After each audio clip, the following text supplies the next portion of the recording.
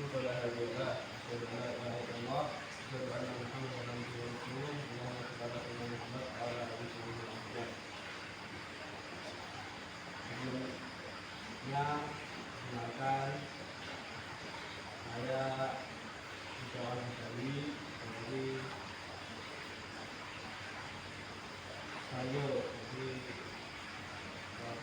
ahli sastra yang itu ini sharing-sharing belajar bersama mengenai hukum Islam yang ada di Indonesia. Sebelumnya nih saya mau tanya bagaimana sesuai pengetahuan kalian apa yang kalian ketahui tentang hukum Islam.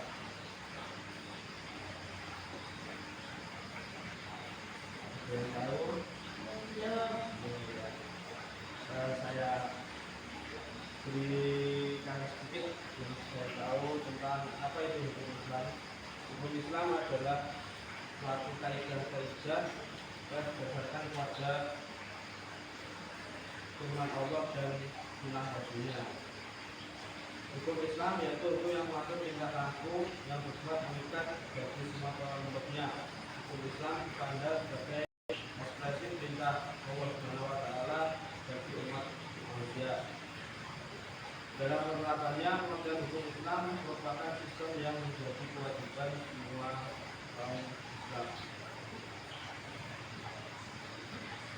Seperti yang disinggung sebelumnya, model hukum Islam sama dengan syariah. Syariah secara harfiah berarti jalan yang suci yang dilalui dengan baik menuju air. Makna syariah berguna dalam penggunaan teknisnya seperti halnya air yang sangat penting bagi kehidupan manusia. Begitu pula penjelasan dan kebenaran syariah adalah sarana kehidupan bagi jiwa dan pikiran. Nah, sumber hukum Islam itu ada dari Al-Quran, hadis, kesepakatan ulama, dan qiyas. Yang pertama Al-Quran. Al-Quran ini sebagai sumber hukum Islam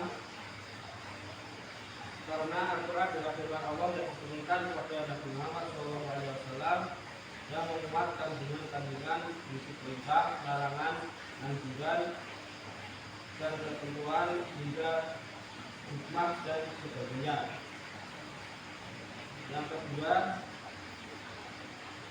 hadis adalah suatu yang menandakan pada Nabi Muhammad SAW. Hukum ini dapat melalui perkataan, tindakan, dan teladan Nabi.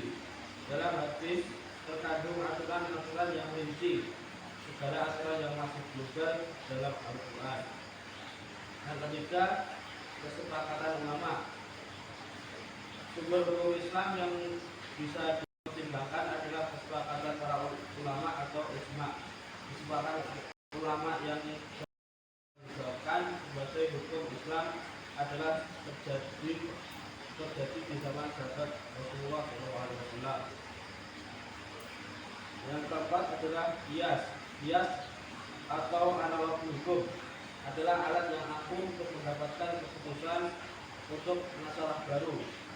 Qiyas menjelaskan sesuatu yang tidak adil dari nasnya dalam Al-Quran ataupun hadis dengan cara membandingkan sesuatu yang serupa dengan sesuatu yang tidak diketahui hukumnya tersebut. Contohnya, narkoba yang telah dianggap tidak diperbolehkan melalui analogi hukum dari larangan alkohol yang diatur dalam Al-Quran. Nah, itu beberapa sumber-sumber hukum Islam yang dijadikan pedoman. Nah, selanjutnya tujuan hukum Islam yaitu yang pertama memelihara akal. Hukum Islam mengharapkan segala sesuatunya dapat memabukkan dan melemahkan ingatan seperti minuman keras, alkohol, narkoba. Islam menganjurkan setiap muslim untuk menuntut ilmu dan mengembangkan kemampuan berpikirnya. Yang kedua, pemeliharaan kemuliaan. Hukum Islam menjaga kemuliaan setiap manusia agar ia terhindar dari hal-hal yang dapat mencemari nama baik dan kesehatannya. Yang ketiga, memelihara jiwa. Dalam Islam, nyawa manusia sangat berharga dan patut dijaga keselamatannya. Hukum Islam telah menetapkan saksi dan pembunuhan atas pembunuhan terhadap siapa saja yang membunuh seseorang tanpa alasan yang benar. Yang keempat, memelihara keturunan. Yang kelima, pemeliharaan agama. Keenam, pemeliharaan harta dan lain sebagainya.